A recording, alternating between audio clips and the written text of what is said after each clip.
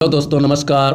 आज नवरात्र की सभी भावी शिक्षकों को ढेर सारी शुभकामनाएं। और यहाँ शब्द रचना से बने हुए प्रश्न, जिसमें तत्सम, तद्भव, विलोम, वर्तनी, पर्यायवाची शब्द इत्यादि से प्रश्न बने हुए हैं, जो परीक्षा की दृष्टि से बहुत ही महत्वपूर्ण हैं। जिनमें से पहला प्रश्न कह रहा है, नीलकंठ समस्त पद में प्रयुक्त समास बताना है। तो भैया ध्यान रहे, द्वंद्व समास, द्विगु समास, बहुव्रीहि समास, अव्ययी भाव समास। द्वंद्व समास में दोनों पद प्रधान होते हैं। द्विगु समास का पहला पद संख्यावाची होता है। बहुव्रीहि समास में न पहला पद प्रधान न दूसरा पद प्रधान, कोई अन्य पद प्रधान होता है। और अव्ययी भाव समास की परिभाषा होती है, जिस समास का पहला पद अव्यय हो। तो यहाँ पर भैया न तो दोनों पद प्रधान हैं, न पहला शब्द संख्यावाची है, न तो अव्यय है। तो ऐसे भी समझ सकते हैं, नीलकंठ तीसरे पद की तरफ इशारा हो रहा है। मतलब नीला कंठ किसका था? भगवान शिव का। इसलिए विकल्प आपका कौन सा सही होगा? विकल्प आपका सी सही हो जाएगा, बहुव्रीहि समास। और यहाँ पर थोड़ी ट्रिक के साथ भी समझ सकते हैं। बहुव्रीहि समास में तीसरा पद प्रधान और अत्यधिक देवी देवताओं से जुड़े हुए नाम। ठीक दोस्तों, बढ़ते हैं प्रश्न 2 की तरफ। प्रश्न संख्या 2 कह रहा है, नीलांबर में कौन सा समास है? बताना है। द्वंद्व है, द्विगु है, कर्मधारय समास, बहुव्रीहि समास। भैया नीलांबर में कौन सा समास है? द्वंद्व, द्विगु, कर्मधारय समास, बहुव्रीहि समास। तो भैया यहाँ पर द्वंद्व समास तो है नहीं, दोनों दो पद दिखाई ही नहीं दे रहे हैं। द्विगु भी नहीं है क्योंकि पहला शब्द संख्यावाचक नहीं है। कर्मधारय समास दिख रहा है क्योंकि जब समास विग्रह किया जाता है तो नीला है जो अंबर। और बहुव्रीहि भी नहीं है क्योंकि तीसरा पद प्रधान नहीं है। इसलिए कौन सा विकल्प सही हो जाएगा? विकल्प यहाँ सी सही हो जाएगा, कर्मधारय समास। ध्यान रहे भैया, रट लीजिए, बहुत इंपॉर्टेंट प्रश्न है। प्रश्न संख्या 3 कह रहा है, नवरत्न में समास है, कर्मधारय, द्विगु, तत्पुरुष, अव्ययी भाव। तो समझ जाइए भैया, यहाँ पर पहला शब्द संख्यावाचक, इसलिए कौन समास? द्विगु समास। ना तो यहाँ पर कर्मधारय है, कर्मधारय में विशेषण और विशेष्य का संबंध भी होता है। उपमेय उपमान का कुछ नहीं दिख रहा है यहाँ पर। पहला शब्द संख्यावाचक दिख रहा है, सीधे द्विगु समास। तत्पुरुष समास में विभक्तियों का लोप। अव्ययी भाव समास में पहला शब्द अव्यय। तो यहाँ पर नवरत्न, 9 संख्या की तरफ इशारा हो रहा है, इसलिए आपका द्विगु समास हो जाएगा, विकल्प बी। 4 क्या कह रहा है? देखिए, नील कमल में समास है। नील कमल में समास है, द्वंद्व, द्विगु, कर्मधारय, बहुव्रीहि। तो भैया नीले कमल की विशेषता की जा रही है, कर्मधारय समास सीधे। द्वंद्व समास है ही नहीं, द्विगु नहीं है, बहुव्रीहि भी नहीं है, कर्मधारय समास। विकल्प आपका सी सही हो जाएगा। बढ़ते हैं प्रश्न संख्या 5 की तरफ। अब यहाँ पर तत्सम तद्भव के बारे में पूछा जा रहा है। खेत का तत्सम रूप बताइए। भूमि, जमीन, क्षेत्र, पृथ्वी। तो ध्यान रहे भैया, खेत का तत्सम क्या होता है? क्षेत्र। विकल्प आपका सी सही। प्रश्न संख्या 6 कह रहा है, आम का तत्सम बताइए। आम्ब, आम्र, अम्ब, अम्म। तो ध्यान रहे, आम का तत्सम क्या होता है? आम्र। इसलिए विकल्प आपका बी सही। प्रश्न संख्या 7 कह रहा है, 100 का तत्सम शब्द है। सत, सब, सत, इनमें से कोई नहीं। तो ध्यान रहे भैया, 100 का तत्सम शब्द ये वाला सत होता है, विकल्प ए सही है। प्रश्न संख्या 8 कह रहा है, योगी शब्द का तद्भव शब्द होगा। योगी शब्द जो है ये है तत्सम, इसका तद्भव पूछ रहा है। जोगी, युगी, जोगी, इनमें से कोई नहीं। तो योगी शब्द का भैया तत्सम होता है जोगी, इसलिए विकल्प आपका ए सही हो जाता है। प्रश्न संख्या 9 कह रहा है, बादल का पर्यायवाची शब्द नहीं है। तो भैया प्रश्न ध्यान से पढ़िए, यहाँ पर नहीं की बात की जा रही है, नहीं पर जरूर ध्यान दीजिएगा। नीरद, अम्बुद, जलद, जलज। तो भैया जिसमें दा लगा हो वो सीधे पानी के पर्यायवाची में दा लग जाए तो बादल के, जा लग जाए कमल के, तो ऐसे छांट लीजिए। तो जा लगा है, ये बादल का नहीं है। नीरद है, अम्बुद है, जलद है, जलज है। तो ध्यान रहे भैया, जलज किसका पर्यायवाची है? कमल का। प्रश्न संख्या 10 कह रहा है, पृथ्वी का पर्यायवाची शब्द नहीं है। नहीं पर विशेष गौर करेंगे, प्रश्न फंसाने वाले जरूर पेपर में आते हैं। पृथ्वी का पर्यायवाची शब्द नहीं है। भू है, धरा भी है, वसुधा भी है, प्रसून नहीं है क्योंकि प्रसून किसका है? फूल का है, इसलिए विकल्प डी सही है, क्योंकि ये नहीं की बात की जा रही है, तो प्रसून नहीं है। प्रश्न संख्या 11 देखिए, 11 कह रहा है समुद्र शब्द का पर्यायवाची शब्द नहीं है। बहुत टॉप क्लास के प्रश्न हैं जो परीक्षा में पूछे जाते हैं। नहीं पर ध्यान रखिएगा, किस चीज़ पर? नहीं पर। तो सागर है, पारावार है, महीपत नहीं है, ये पृथ्वी का है, नहीं राजा का है। ये महीपत पर्यायवाची किसका है? राजा का। जलध किसका है? समुद्र का है। इसलिए विकल्प कौन सा सही हो जाएगा? सी।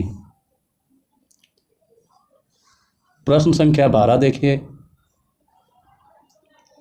12 कह रहा है वायु समीर बयार पर्याय हैं, सूर्य के, तारों के, हवा के, बादल के। तो भैया ये सब किसके पर्यायवाची हैं? वायु समीर बयार, ये सारे के सारे पर्याय होते हैं हवा के। इसलिए विकल्प आपका सी सही हो जाता है। प्रश्न संख्या 13। प्रश्न संख्या 13 कह रहा है किसी शब्द के शुद्ध हिज्जे स्पेलिंग को कहा जाता है। यहाँ थोड़ा और समझ लीजिए भावी शिक्षकों। वर्तनी हिंदी में कहा जाता है, हिज्जे उर्दू में कहा जाता है, इंग्लिश में स्पेलिंग कहा जाता है। और यहाँ पहचानना क्या है? किसी शब्द के शुद्ध हिज्जे स्पेलिंग को मतलब हिंदी में क्या कहा जाता है? वर्तनी, उच्चारण, वाक्य, व्याकरण। तो भैया वर्तनी कहा जाता है। विकल्प आपका ये सही हो जाता है। प्रश्न संख्या 14 देखिए। वर्तनी की शुद्ध निरंतर निर्भर होती लेखन पर, पढ़ने पर, अभ्यास पर, ध्यान करने पर। तो यहाँ पर भावी शिक्षकों ध्यान दीजिए, बचपन में छोटी क्लासों में भी पढ़ चुके हो। करत करत अभ्यास थे, जड़मति होत सुजान, रसरी आवत जात थे, सिल पर परत निशान। तो वर्तनी की शुद्ध भैया निरंतर अभ्यास पर निर्भर करती है। कोई भी कार्य हो लगातार अभ्यास करेंगे वो सही हो जाता है। विकल्प आपका सी सही है। प्रश्न संख्या 15 कह रहा है स्वर तथा मात्रा के अशुद्ध प्रयोग से होने वाली अशुद्धि कही जाती है। ये बताना है क्या अशुद्धि कही जाती है। तो भैया स्वर की बात की जा रही है। स्वर अशुद्ध, वर्ण अशुद्ध, व्यंजन अशुद्ध, अशुद्ध। तो ध्यान रहे स्वर तथा मात्रा के अशुद्ध प्रयोग से होने वाली अशुद्धि को स्वर अशुद्धि कहते हैं। इसलिए विकल्प ए सही हो जाता है। बढ़ते हैं प्रश्न संख्या 16 की तरफ। 16 कह रहा है अधीन शब्द का शुद्ध रूप है। अधीन शब्द का शुद्ध रूप है बताना है। अवधीन, आधीन, धीन, अधीन।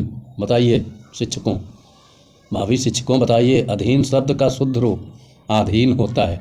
इसलिए विकल्प आपका बी सही हो जाता है। विकल्प बी सही है। पढ़ते हैं प्रश्न संख्या 17 की तरफ। क्षत्रिय का शुद्ध रूप बताना है। ये क्षत्रिय जो लिखा है ये अशुद्ध रूप है।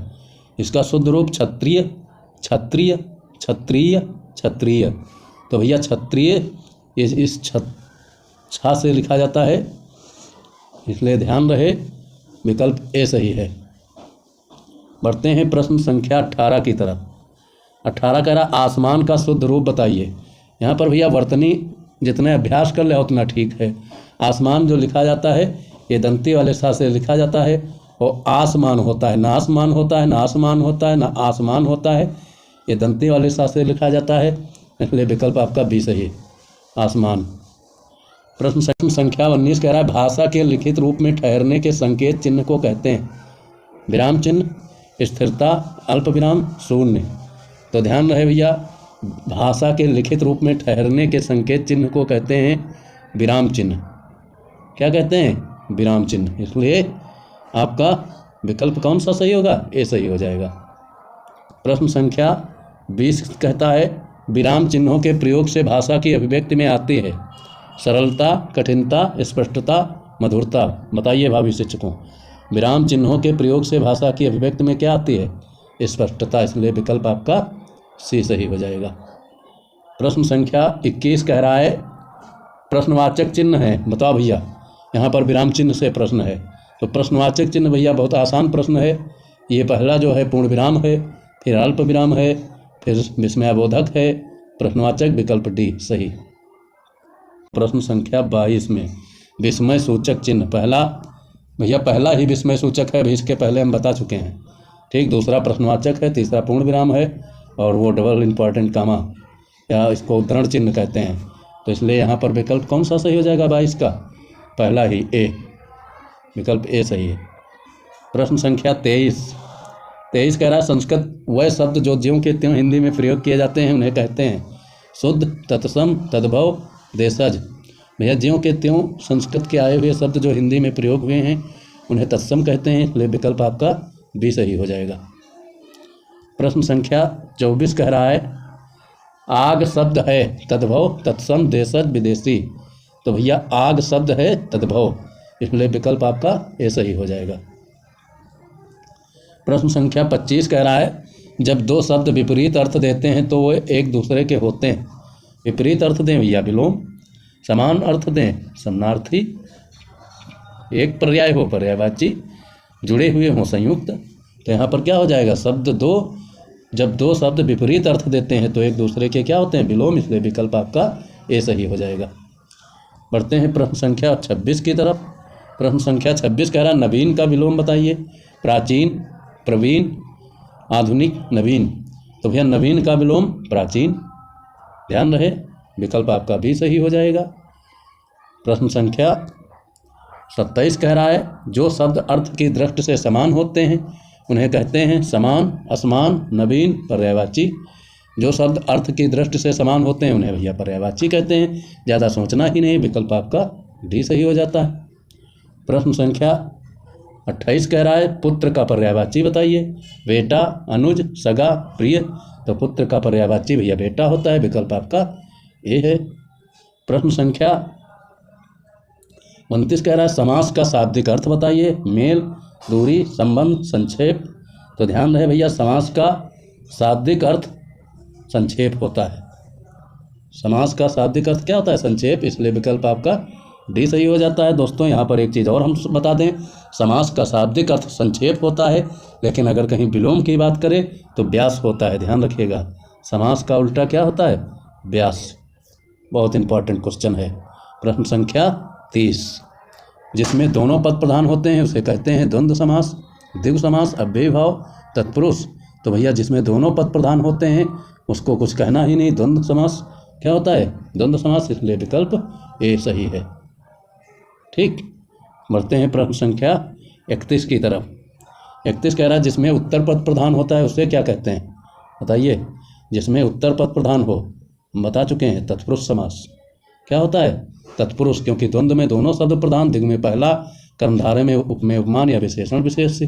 ठीक, तो यहाँ पर विकल्प आपका ए सही हो जाता है। प्रश्न संख्या 32 कह रहा है जिसमें पूर्व पद संख्यावाची हो उसे क्या कहते हैं, बता चुके हैं इसके पहले भैया। संख्यावाची हो तो द्विगु, द्वंद्व, तत्पुरुष, अव्ययी भाव, द्विगु समास, विकल्प ए सही। बढ़ते हैं प्रश्न संख्या, बस 32 प्रश्न हैं दोस्तों। क्लास समझ में आई हो तो लोगों को शेयर करिए, और महत्वपूर्ण हिंदी के प्रश्न हैं सभी परीक्षाओं के लिए। कोई भी बच्चा किसी परीक्षा की तैयारी करता हो इस चैनल से जुड़िए, दोस्तों को शेयर करिए और क्लास को लाइक करिए। मिलते हैं अगली क्लास के साथ। थैंक यू दोस्तों।